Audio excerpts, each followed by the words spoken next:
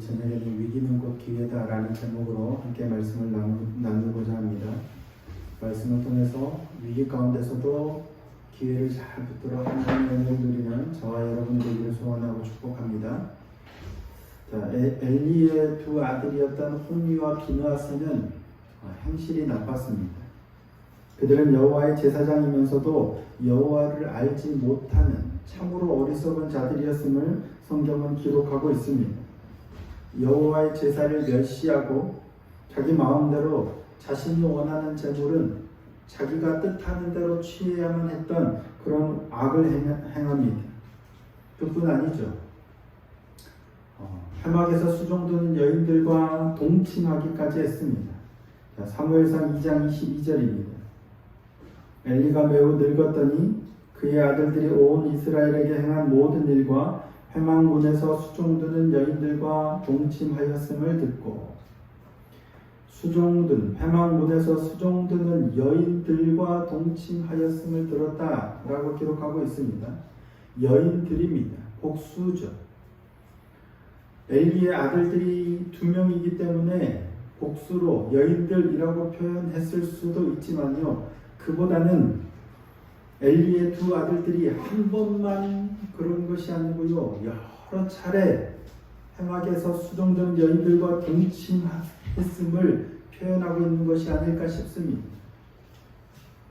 제사장이 신전에서 성행위를 한다는 것은 이방 신전에서 풍요와 다산을 위해서 성행위를 하는 것과 진배 없습니다. 그러니까 너무나도 이교도들의 의식과도 닮아있다 하겠죠.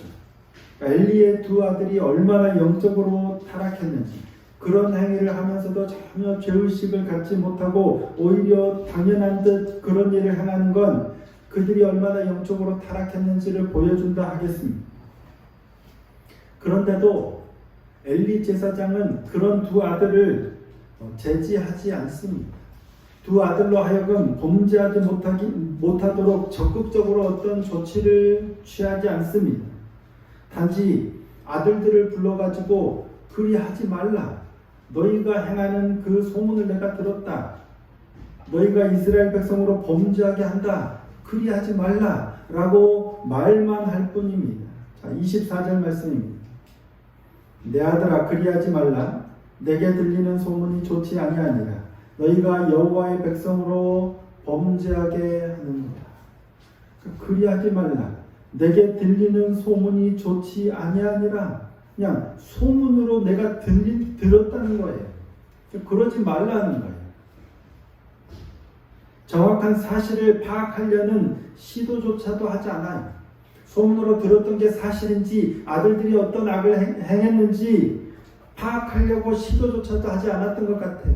그냥 아들들에게 내가 이런 소문을 들었으니까 제발 나쁜 짓 하지 말라 라고 타이르고 막는 듯 보이지만, 어쩌면 은근슬쩍 넘어가려고 하는, 그러면서 아들들이 내 말을 듣고 범죄하지 않고 상황이 좋아지기만을 막연히 바라는 그런 처사가 아닌가 싶습니다.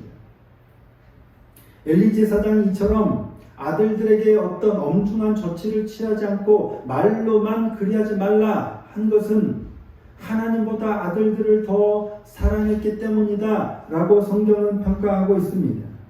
29절 말씀입니다.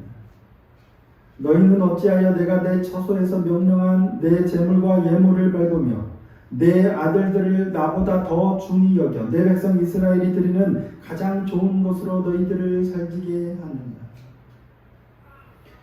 너의 아들들을 나보다 더 중히 여긴다 라고 하나님은 엘리 제사장을 향해서 말하고 있습니다. 엘리 자신이 드러내놓고 표현한 건 아니지만 어쩌면 자기 자신도 미처 깨닫지 못하고 있었던 엘리의 본심이 아니었을까 싶습니다. 하나님보다도 자신의 아들들을 훨씬 더 소중하게 여기는 겁니다. 이게 엘리 제사장의 본심이었습니다. 그렇지 않았다면 제 아무리 아들들이 소중했다 할지라도 이와 같이 심각한 범죄를 저질렀다면, 더군다나 여호와의 제사장으로서 이처럼 행한 것은 어마어마한 범죄입니다. 그랬다면 아들들이 제 아무리 소중했다 할지라도 율례를 따라서, 하나님의 율법을 따라서 징계했어야 마땅합니다. 하지만 엘리는 아들들을 향한 마음 때문에 그렇게 하지 못했습니다. 심지어는 율법을 아들들에게 들이대기조차 두려웠던 것 같습니다. 어떤 이들은 하나님 앞에 자신이 한 서원 때문에 자신을 죽이기까지도 합니다. 그렇죠? 입다는 암몬과의 전쟁을 나설 때 하나님께서 암몬 자손을 내게 넘겨주시면 내가 이기고 돌아올 때 내 집에서 나오는 가장 먼저 맞으러 나오는 자는 누가 됐든지 여호와께 번제로 드리겠습니다 라고 서원을 하죠. 근데 막상 암몬 자손에게 이기고 돌아올 때 누가 맞으러 나와요? 딸, 그것도 무남동녀 외동딸입니다. 다른 자녀 하나도 없이 오직 딱 하나 있는 딸이 자신을 맞으러 나옵니다. 그 딸조차도 자신이 서원한 때문에 번제로 드립니다. 하나님 때문인지 아니면 자기 자신 때문인지 명확하게 알 수는 없지만 어찌됐든 하나님 앞에 서원했던 자신이 뱉었던 그 말에 대한 엄중함 때문에 입다도 자신의 딸을 번제로 드립니다. 그만큼 자신이 여호와 앞에 했던 그 서원의 엄중함을 인정했다라고 볼 수 있습니다. 하나님 앞에서의 엄중함입니다. 하나님 때문이든지 자기 자신 때문이든지 어찌됐든 하나님 앞에서의 뱉었던 서원했던 말씀의 엄중함 때문에 심지어 딸까지도 번제로 드렸던 겁니다. 하지만 엘리와 그의 두 아들 홈리와 비느하스는 너무 여호와 하나님을 만홀히 여기는 것 같습니다. 이런 그들의 모습은 어린 사무엘의 모습과 대조적이죠. 너무도 대조적입니다. 아이 사무엘은 자라면서 하나님과 사람에게 더욱더 사랑을 받았다라고 성경은 기록합니다. 자, 26절 말씀입니다. 아이 사무엘이 점점 자라매 여호와와 사람들에게 은총을 더욱 받더라. 사무엘은 자라면서 점점 여호와와 사람들에게 은총과 사랑을 받았다라고 표현합니다. 이런 표현은 되게 익숙하죠. 예수님이 어린 시절 자라던 예수님을 표현하는 말씀과 너무도 비슷합니다. 누가복음 2장 52절입니다. 예수는 지혜와 키가 자라가며 하나님과 사람에게 더욱 사랑스러워 가시더라. 사무엘이 점점 자라매 여호와와 사람들에게 은총을 더욱 받더라. 예수는 지혜와 키가 자라가며 하나님과 사람에게 더욱 사랑스러워 가시더라. 아이 사무엘과 예수님이 자라던 것과는 너무나도 달리 엘리의 두 아들은 이미 여호와의 제사장으로 섬기고 있었어요. 그럼에도 불구하고 오히려 반대의 길을 가고 있었죠. 여호와와 사람들에게 사랑을 받는 게 아니고요, 오히려 전혀 반대로 하나님을 모르고 하나님을 멸시하는 길로 걸어가고 있었습니다. 결국 이로 인해서 하나님의 사람이 엘리에게 와서 그의 집에 관해서 엄청난 저주의 말씀을 전하게 되죠. 오늘 본문 27절 말씀입니다. 하나님의 사람이 엘리에게 와서 그에게 이르되 여호와의 말씀에 너희 조상의 집이 애굽에서 바로의 집에 속하였을 때 내가 그들에게 나타나지 아니하였느냐. 하나님의 사람이 엘리에게 와서 말하는 겁니다. 애굽에서 바로의 집에 속해 있을 때에 하나님께서 그들에게 나타나셔서 이스라엘 모든 지파 중에서 누구를 택하셨어요? 아론과 그의 자손들, 너의 조상들을 택하셔서 제사장으로 삼으셨어요. 그리고 그들에게 이스라엘 자손이 드리는 모든 화제를 그들의 몫으로, 제사장의 몫으로 주셨습니다. 그리고 그 혜택을 지금 고스란히 엘리와 두 아들이 제사장으로 누리고 있는 거예요. 그런데도 불구하고 그들은 오히려 하나님의 은혜를 패역함으로 갖고 있는 거예요.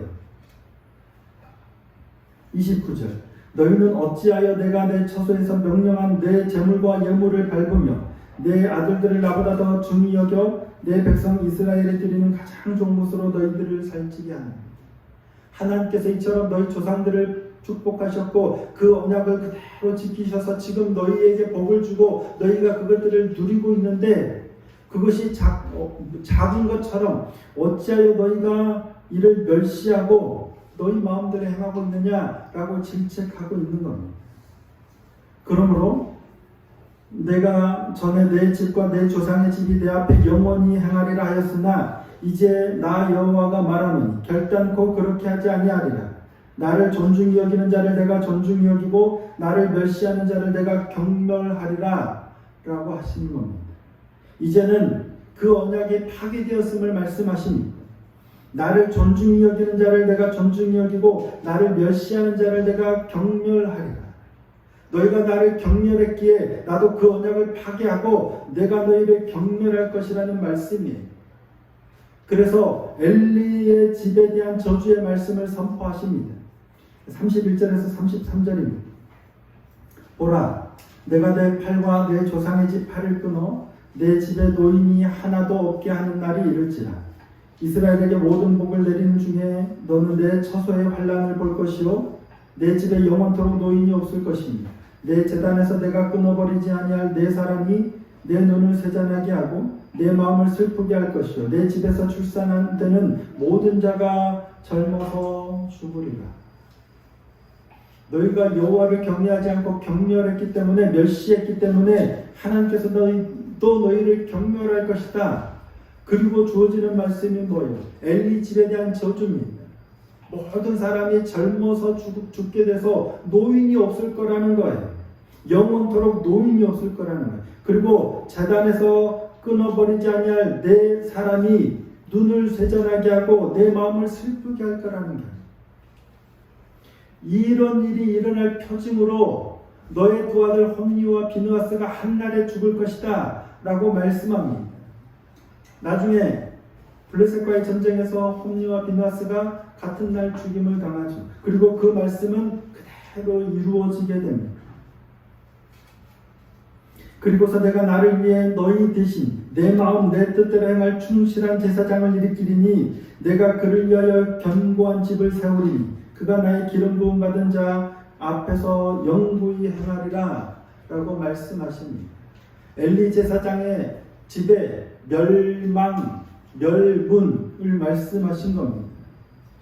너의 범죄함으로 인해서 영원토록 너의 집을 축복하겠다 하셨던 그 말씀이 파기되고 다른 이와 새로운 계약을 체결하겠다는 거예요. 너와 맺었던 그 언약의 축복의 말씀을 언약을 다른 이와 맺겠다는 거예요. 그리고 너는 그 다른 이에게 엎드려 구걸하며 제사장 직분을 구하며 먹을 것을 구걸하게 될 거다라는 말씀입니다. 제사장의 가문으로 호의호식하며 잘 살았던 엘리 제사장의 가문이 이처럼 비참하게 될 거라는 말씀이에요. 이런 말씀을 들으면 어떨까요? 하나님의 사람으로부터 이런 말씀을 전해드리면 어떻게 해야 될까요?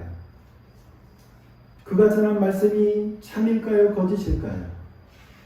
하나님의 사람이 전한 그 말씀은 반드시 이루어질 것입니다. 하나님께서 누군가를 보내셔서 전하신 그 말씀은 반드시 그 말씀대로 이루어질 것이기 때문입니다. 왜냐하면 하나님은 시건하는 분이 아니시기 때문이죠. 민수기 23장 19절 말씀입니다.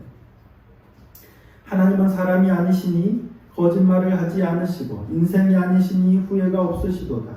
어찌 그 말씀하신 바를 행하지 않으시며 하신 말씀을 실행하지 않으시리라. 어떤 말씀을 하셨든지 그 말씀은 반드시 그대로 이루어지게 되어 있습니다. 왜요? 하나님은 신실하신 분이시기 때문입니다. 하나님의 사람을 통해서 말씀하신 건 그대로 행하시는 분이에요. 그렇다면 나와 우리 집에 이와 같은 저주의 말씀을 전하셨다면 그때 나는 어떻게 해야 할까요? 하나님이 그렇게 하겠다라고 말씀하셨다면 그대로 이루실 분이세요. 이와 같이 안 좋은 소식을 내가 들었다면 그때 나는 어떻게 해야 하는가 하는 거예요.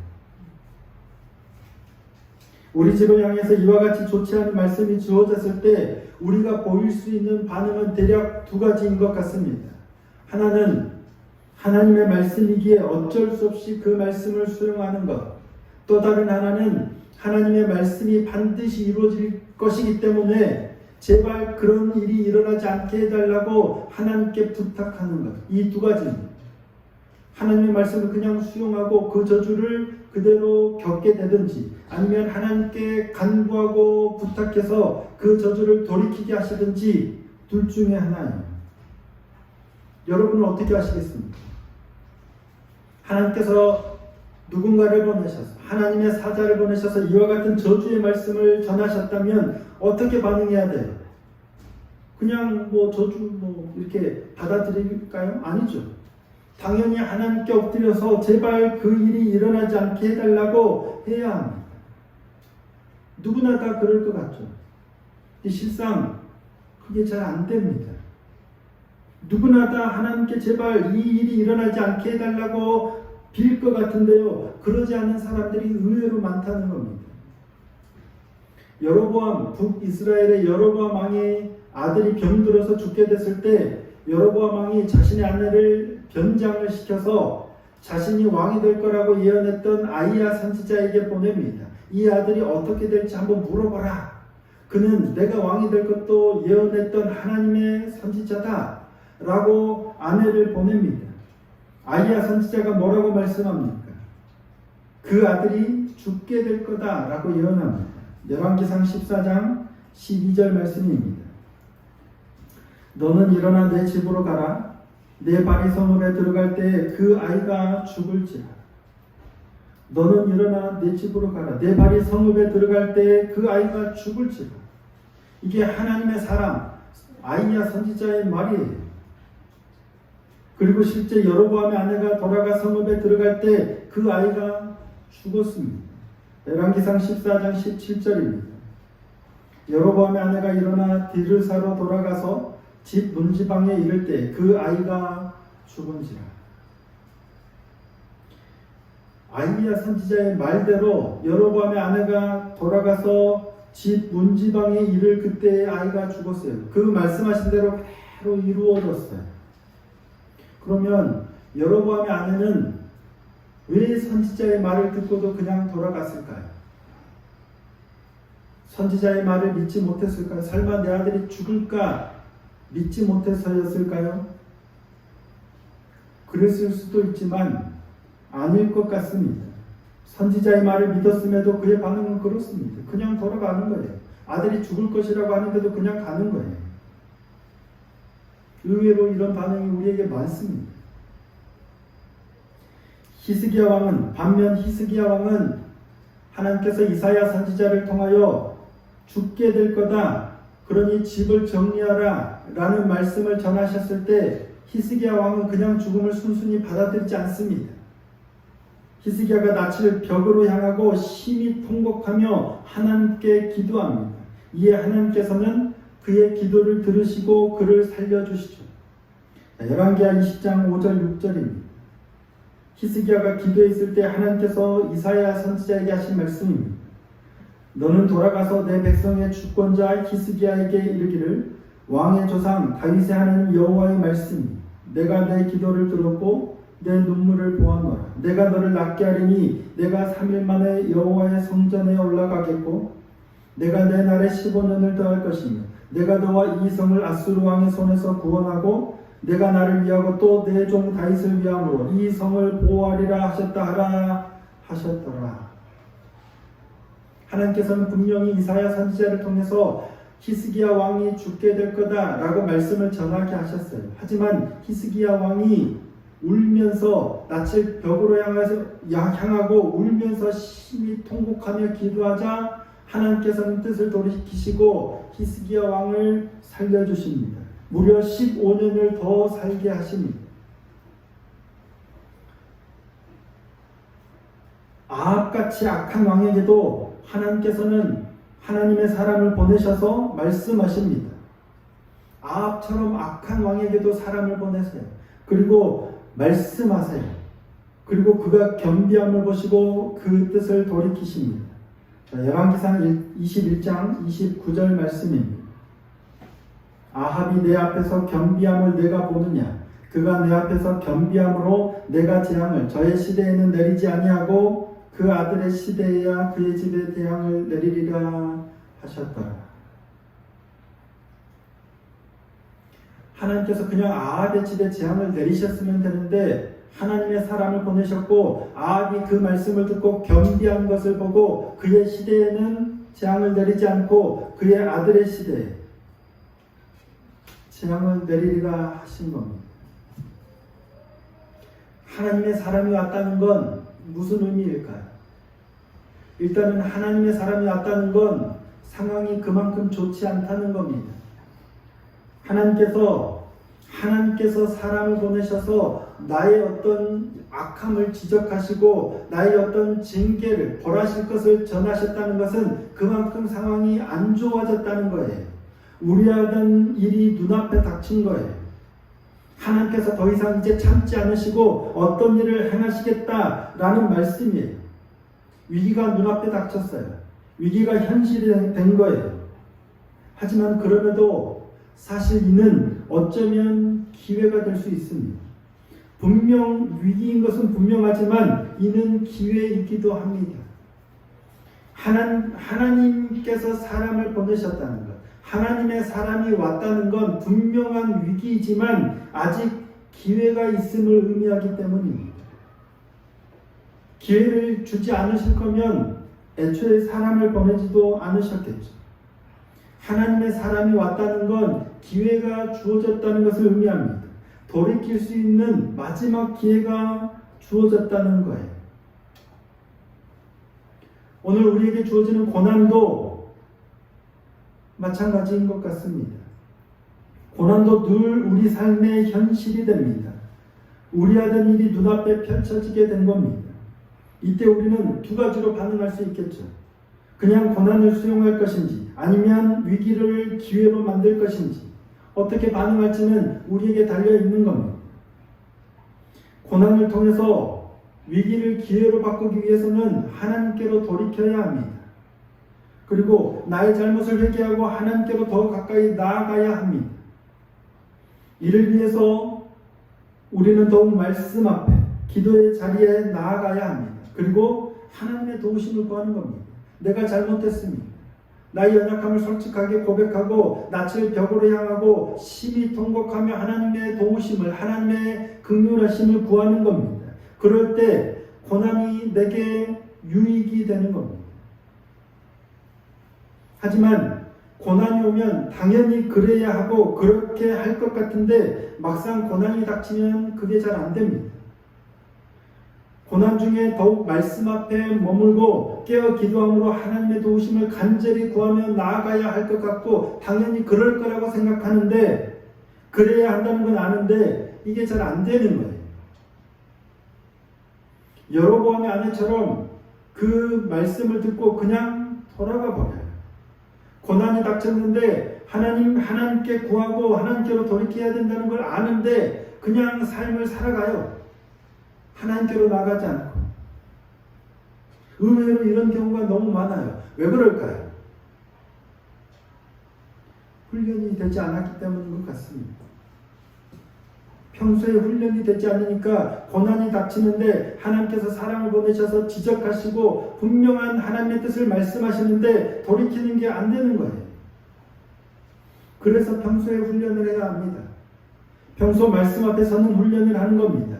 매일 말씀을 읽고 연구하고 묵상하고 하나님의 지적하심을 받고 돌이키는 훈련을 날마다 해야 되는 거예요. 그래야 고난이 막상 우리 앞에 현실이 될 때 당황하지 않고 습관적으로 내 몸이 반응하는 거예요. 내 영이 반응하는 거예요. 그래서 하나님께 엎드리고 기도하고 하나님의 도우심을 구하는 겁니다. 하나님께서 내게 사람을 보내셨다니 아직 내 삶의 고난을 통해서 하나님께서 내게 말을 걸어오신다면 아직 나에게는 기회가 있는 것이라고 할 수 있습니다. 평상시 훈련을 통해서 기회가 주어질 때 즉각 하나님께로 돌이켜 긍휼함을 입을 수 있기를 소원하고 축복합니다. 하지만 훈련은 쉽지 않습니다. 지난하죠. 아주 지루하고 어렵습니다. 재미도 없습니다. 하지만 오늘의 훈련이 내일의 고난 가운데 승리를 보장해 주기 때문에 오늘 어려운 이 훈련의 시간들을 잘 감당하며 나가는 저와 여러분이 되기를 소원합니다. 비록 어렵지만 성실하게 우리에게 주어진 이 훈련의 시간들을 잘 감당함으로 고난의 때 하나님께서 우리를 향하여 심각한 말씀을 전하실 때 그것을 절망으로 받아들이는 것이 아니라 오히려 기회로 삼고 하나님께로 돌이키고 하나님의 도우심을 힘입는 복된 믿음의 삶이 되기를 소원하고 축복합니다. 오늘 주어진 일상의 삶 가운데서 잘 훈련됨으로 고난의 시간을 유익으로 바꾸는 복된 믿음의 삶이 될 수 있기를 예수님의 이름으로 축복합니다.